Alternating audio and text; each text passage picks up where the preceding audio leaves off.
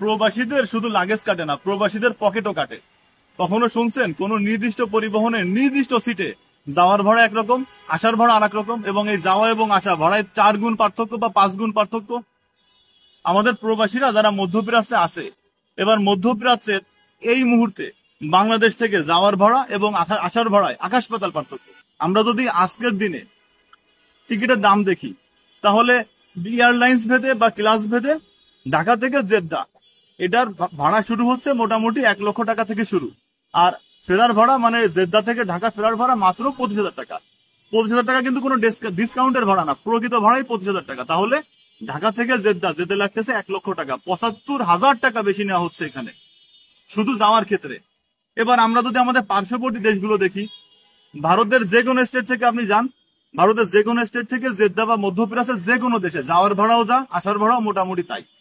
শুধু ভারত না, আপনি পাকিস্তান, নেপাল, শ্রীলঙ্কা, ভুটান, মিয়ানমার এইসব দেশে দেখেন, এসব দেশে মধ্যপ্রাচ্যে বা অন্যান্য দেশে এয়ারলাইন্সে যাওয়ার ভাড়াও যা, আসার ভাড়াও তাই। কিন্তু বাংলাদেশ থেকে যাওয়ার ভাড়া যা, আসার ভাড়া তার থেকে আলাদা। প্রকৃত ভাড়া থেকে যাওয়ার ভাড়া কমপক্ষে 4 গুণ বেশি। এটা কেন হবে?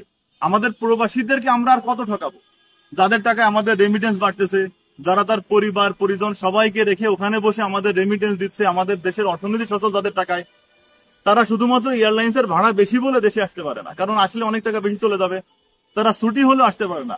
অথচ তারা যেখানে কাজ করে ওখানে কিন্তু শুধু বাংলাদেশিরা কাজ করেন না, ওখানে আমাদের পার্শ্ববর্তী দেশের নাগরিকরাও কাজ করেন। ওদের ছুটি হলে দেখা যায় ইন্দোনেশিয়ার লোকটা ছুটিতে বাড়ি যাচ্ছে, ভারতের লোকটা ছুটিতে বাড়ি যাচ্ছে, পাকিস্তানের লোকটা ছুটিতে বাড়ি যাচ্ছে, কিন্তু আমাদের বাংলাদেশি লোকটা ছুটিতে বাড়ি আসে না। কেন জানেন? তার কারণ হচ্ছে বাংলাদেশ থেকে ওই দেশে যাওয়ার ভাড়া অনেক বেশি। আমার মুখের কথা আপনাকে বিশ্বাস করতে হবে না, আপনার নিজের মোবাইলে গুগলে যান, এখনই বাংলাদেশ থেকে মধ্যপ্রাচ্যের ভাড়া যাচাই করে দেখেন, যাওয়ার ভাড়া কেমন, আসার ভাড়া কেমন। একটা পরিবহনের নির্দিষ্ট সিটে যাওয়া এবং আসার ভাড়াতে এরকম পার্থক্য হতে পারে না।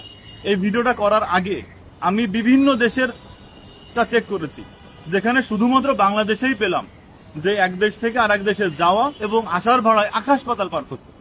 পাকিস্তান থেকে অন্যান্য দেশে যাওয়া এবং আসার ভাড়ায় কিছুটা পার্থক্য আছে আমাদের এশিয়ার মধ্যে, তাও সেটা আমাদের মতো এরকম 4-5 গুণ না। পৃথিবীর কোন দেশে আমার মনে এরকম নেই যে যেখানে আমাদের প্রবাসীরা থাকে, এই দেশে সবচেয়ে ভালো নাগরিক যারা দেশের অর্থনীতি সচল রাখছে, তারা যে দেশে বেশি থাকে সেই দেশের এয়ারলাইন্সের ক্ষেত্রে কি করা হলো, ওই দেশে পৌঁছাতে গেলে, ওই দেশে যেতে গেলে ভাড়ার পার্থক্য এত বেশি হয়ে যাবে কেন? ওই দেশ থেকে যখন টিকিটগুলো আসতেছে, কই মধ্যপ্রাচ্যের কোন দেশের লোকে তো টাকা বেশি রাখতেছে না আমাদের দেশের মতো। তাহলে এখানে যারা আছেন তাদের কাছে বিনীতভাবে অনুরোধ করব, আমাদের প্রবাসী ভাইদের দিকে একটু তাকাবেন, তাকিয়ে প্রকৃত ভাড়া যা